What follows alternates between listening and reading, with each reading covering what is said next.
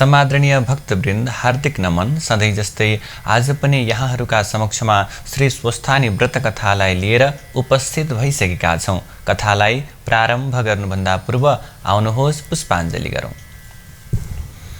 हरिः ओम्। यं ब्रह्मा वरुणेन्द्ररुद्रमरुतः स्तुन्वन्ति दिव्यैः स्तवैर् वेदैः साङ्गपदक्रमोपनिषदैर्गायन्ति यं सामगाः ध्यानावस्थिततद्गतेन मनसा पश्यन्ति यं योगिनो यस्यान्तं न विदुः सुरासुरगणा देवाय तस्मै नमः। श्रीमच्चन्दनचर्चितोज्ज्वलवपु शुक्लाम्बरा मल्लिका मालालङ्कृतकुण्डला प्रविलसन् मुक्तावली शोभिता सर्वज्ञाननिदानपुस्तकधरा रुद्राक्षमालाकरा वाग्देवी वदनाम्बुजे वसतु मे त्रैलोक्यमाता चिरम्। मूकं करोति वाचालं पङ्गुं लङ्घयते गिरिं यत्कृपातमहं वन्दे परमानन्दमाधवं।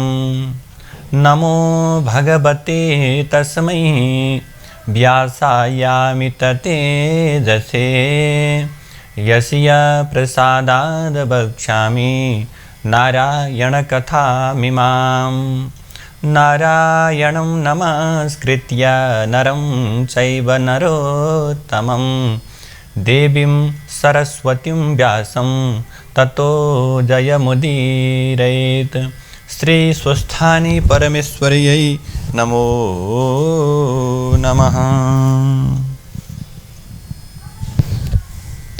श्री स्वस्थानी व्रत कथाको 13औं अध्यायमा गएर कुमारजीले आज्ञा गर्नुहुन्छ अगस्त्य मुनि।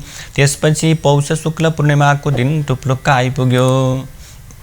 उमाले अर्थात् पार्वतीले पनि भगवान विष्णुका आज्ञाले सङ्गिनी समेत भएर हात गोडाका नङलाई काटेर स्नान गरी अत्यन्त पवित्र भएर एक भक्त रहेर एकचित्त गरी सधैँ मध्याह्न कालमा श्री महादेवको पूजा गर्न लागिन्। महिना दिन पुग्यो र माघ शुक्ल पूर्णिमाका दिनमा सम्पूर्ण सामग्री तयार गरेर श्री स्वस्थानी परमेश्वरीको पूजा ध्यान जप र स्तोत्र पाठ गर्न लागिन्। त्यो कुरा इन्द्रले चाल पाएर 33 कोटी देवतालाई डाकेर भन्न लागे, हे देवता हो, अब पापिष्ठ तारकासुरको नाश हुने समय आयो। किनभने हिमालय पर्वतकी छोरी उमाले श्री महादेव स्वामी पाऊँ भनेर श्री स्वस्थानी परमेश्वरीको व्रत गरिन्। श्री स्वस्थानी परमेश्वरीका व्रतका प्रभावले श्री महादेव स्वामी पाइसकेपछि उमाका छोरा जन्मिनेछन्। ती बालकले हाम्रो शत्रु तारकासुर दैत्यलाई मारिदिनेछन् अनि अमरावती हात लगाएर राज्य गर्न पाउला। हेर, श्री महादेव सतीदेवी मर्नाले शोक गरेर पृथ्वी भ्रमण गर्दै गर्दै उत्तरा पन्थमा गएर काम क्रोध लोभ मोह छोडेर सबै इन्द्रिय बाँधेर परब्रह्ममा चित्त लगाई महाकष्टले तपस्या गर्न लाग्नु भएको छ। श्री महादेवलाई तपस्यादेखि छुटाएर फेरि काम क्रोध लोभ मोहमा ल्याउने उपाय के छ? यस्तो इन्द्रले भनेको सुनेर देवताहरूले भन्दछन्, हे देवेन्द्र, त्यो काम गर्न त कामदेव बाहेक अरू कसले नै सक्ला र?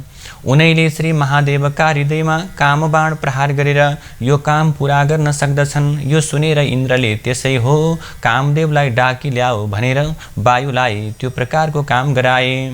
वायुले इन्द्रका आज्ञाले कामदेव कहाँ गएर चाँडै नै कामदेवलाई डाकेर त्यहाँ ल्याए। कामदेवले इन्द्रलाई प्रणाम गरी भन्दछ, हे प्रभु, मलाई कुन कामका निम्ति डाक्नुभयो, म तयार छु। तब इन्द्रले आज्ञा गर्दछन्, हे कामदेव, श्री महादेव उत्तरा पन्थमा गएर काम क्रोध लोभ मोह छोडेर सबै इन्द्रियलाई नियन्त्रण गरेर परब्रह्ममा चित्त लगाई तपस्या गर्न लाग्नु भइरहेको छ। त्यसैले बिना महादेवले यो संसारको रक्षा कसले गर्छ र? यसै कारणले तिमी वहाँ गएर श्री महादेवको हृदयमा कामबाण प्रहार गरेर फेरि काम क्रोध लोभ मोहमा ल्याऊ। यस्तो इन्द्रका वचनलाई सुनेर कामदेवले हवस भनेर आफ्नी पत्नी रतिका साथमा उत्तरा पन्थमा गएर श्री महादेवलाई साष्टाङ्ग प्रणाम गरेर रतिका साथमा उत्तरा पन्थमा गई महादेवलाई प्रणाम गरेर इन्द्रका आज्ञाले धनुको टङ्कार गरी कानसम्म ताँदो खैचेर श्री महादेवलाई मर्ममा ताकी अथवा महादेवको मर्ममा ताकी काम बाण प्रहार गरे। त्यो चाला पाएर श्री महादेवले रिसाएर पुलुक्क आँखा उगारी हेर्दा तिनै आँखादेखि अग्निको ज्वाला निस्केर कामदेव भस्म भए। कामदेवकी स्त्री रतिले आफ्ना स्वामी भस्म भएको देखेर छाती पिट्दै पिट्दै बिलौना गरी श्री महादेवको पाउमा गएर बिन्ती गर्न लागिन्, हे जगदीश्वर, त्यो अपराध मेरा स्वामीको होइन, उनले इन्द्रका आज्ञाले त्यसो गरेका हुन्। हे युग नायक, मसँग खुसी भएर त्यो अपराधलाई क्षमा गरी स्वामी दान दिनुहोस्। हे करुणामय, दुष्टको संहार गरेर साधुलाई रक्षा गरिरहने यस्ता हजुरलाई बारम्बार नमस्कार छ। हजुरको वर्णन गर्न हजार फणा भएका शेष नागले पनि नसकेको म स्त्री जातिले कसरी गर्न सकुला र? हे भक्तवत्सल, मलाई विधवा नगराउनुहोस्, मेरा स्वामीलाई बचाएर मलाई सन्तुष्ट दिई घर पठाउनुहोस् भनेर धेरै शोक गरेको र बिन्ती गरेको सुनेर महादेवलाई अत्यन्तै दया लाग्यो, अत्यन्तै करुणा पलाएर आयो र हे रति, यस जन्ममा भने तिमी स्वामी पाउँदैनौ, द्वापरका अन्त्यमा श्री विष्णुले कृष्ण अवतार लिनुहुनेछ। तिम्रा स्वामी कामदेव कृष्णका छोरा प्रद्युम्न भएर जन्मिनेछन् अनि त्यही बखतमा तिमी दुई स्त्री पुरुषको भेट हुनेछ। अहिले दुःख नमान, घर जाऊ भनेर भन्नुभयो। यो सुनेर रतिले पनि हवस भनेर महादेवलाई प्रणाम गरेर घरतर्फ लागिन्। महादेवले सतीदेवीलाई सम्झेर कहाँ जन्म लिन गइन् भनेर ध्यान दृष्टिले विचार गरी हेर्दा हिमालय पर्वतकी छोरी उमा भएर जन्मी श्री महादेव स्वामी पाऊँ भनेर केटाकेटीदेखि नाना तीर्थ व्रत दान जप तप यज्ञ गरेको र फेरि विष्णुका उपदेशले श्री स्वस्थानी परमेश्वरीको व्रत गर्न लागेको चाल पाएर जब अब उमाको चरित्रलाई हेरौँ भनेर इन्द्रको स्वरूप लिएर वज्र हातमा लिएर ऐरावत हात्तीमा चढेर उमाले व्रत गरिरहेको ठाउँमा महादेव परीक्षाका निम्ति जानुभयो। उमाले सबै व्रत गरिसके हातमा अर्घ्य पात्र लिएर श्री महादेव स्वामी पाऊँ भनी श्री स्वस्थानी परमेश्वरीलाई अर्घ्य दिएर बिन्ती गर्न लागिन्।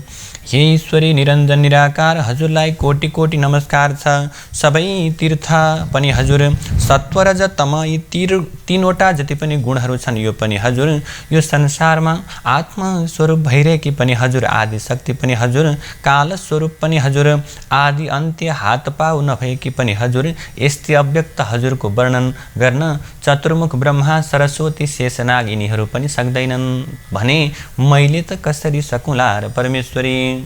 मेरो भक्तिदेखि खुसी हुनुहोस् भनेर नाना तरहले बिन्ती गरेर प्रसाद झिक्न लागेकी थिइन्। त्यही बेलामा इन्द्रस्वरूप श्री महादेव टुप्लुक्क आइपुग्नुभयो।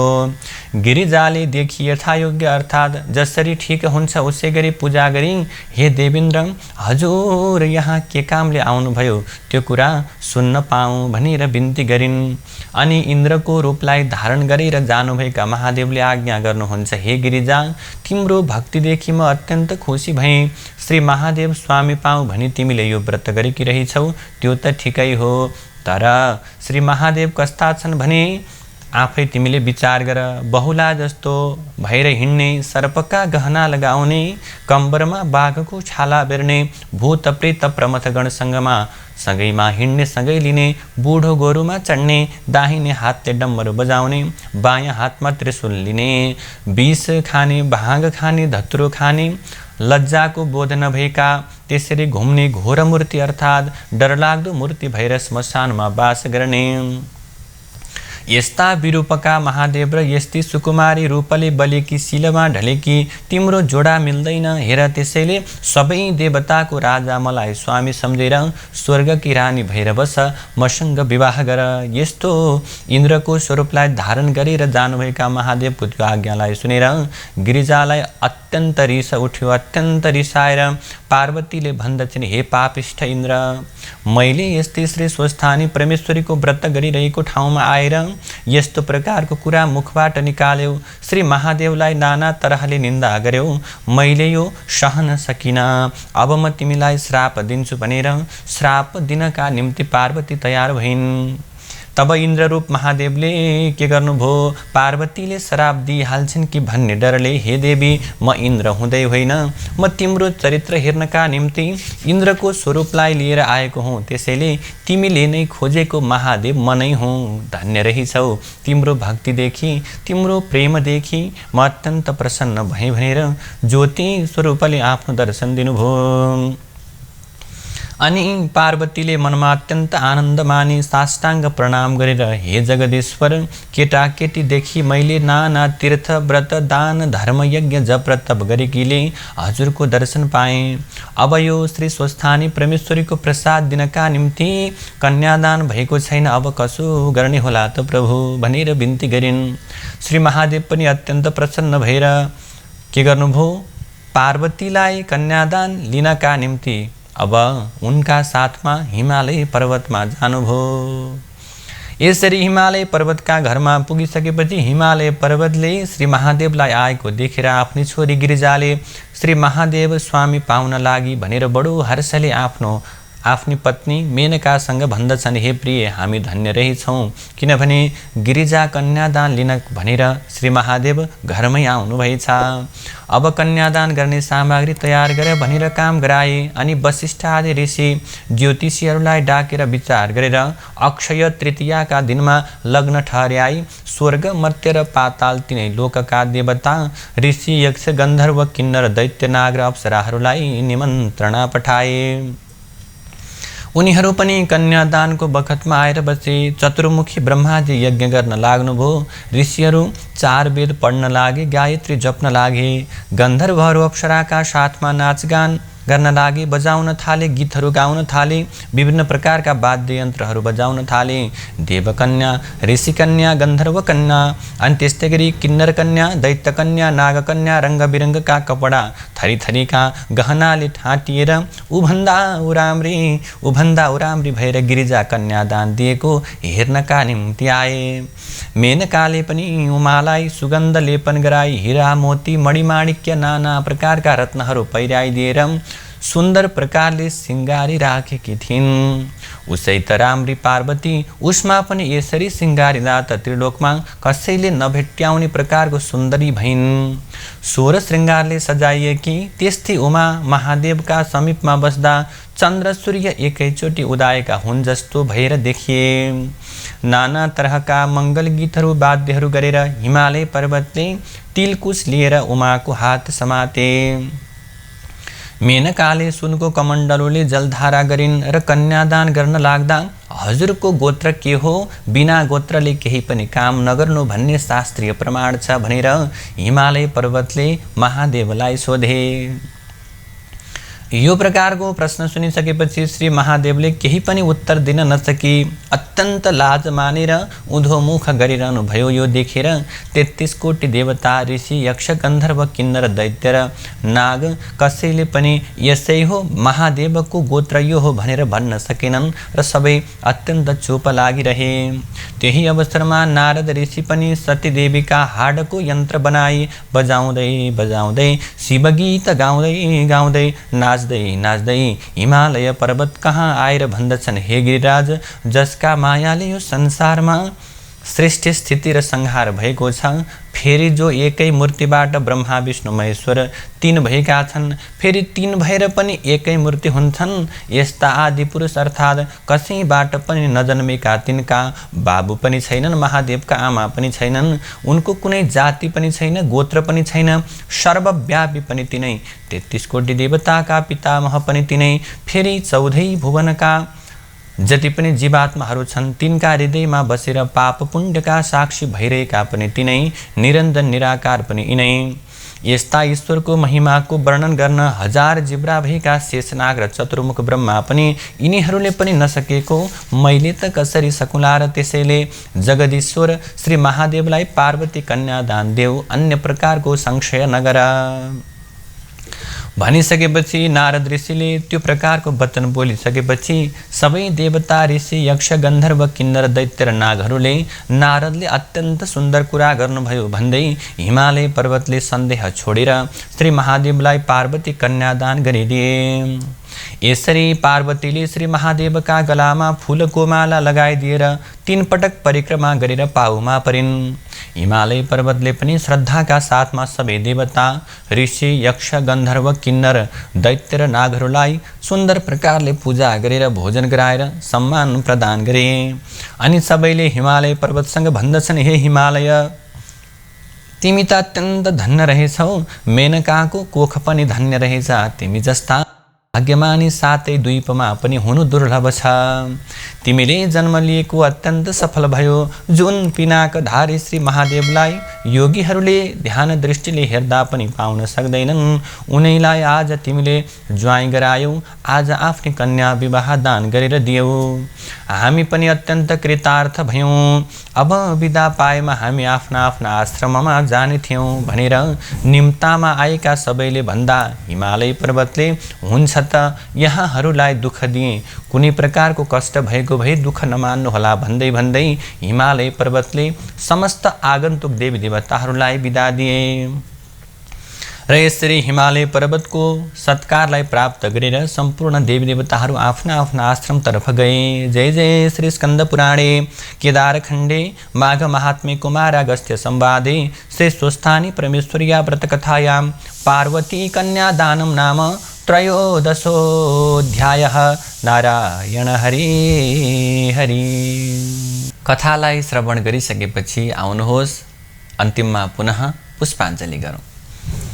हरि ओम उपनयतु मङ्गलं वः सकल जगन मङ्गलालयः श्रीमान् दिनकर किरण निबोधिता नवनलिन दलनिभेक्षणः कृष्णः काले वर्षतो पर्जन्यः पृथिवी सस्यशालिनी देशोऽयं क्षोभरहितो ब्राह्मणा सन्तु निर्भयाः अपुत्राः पुत्रिणः सन्तो पुत्रिणः सन्तु पौत्रिणः निर्धनाः सधना सन्तो जीवन्तो शरदां शतं तत्रैव गंगा यमुना च तत्र गोदावरी सिन्धु सरस्वती च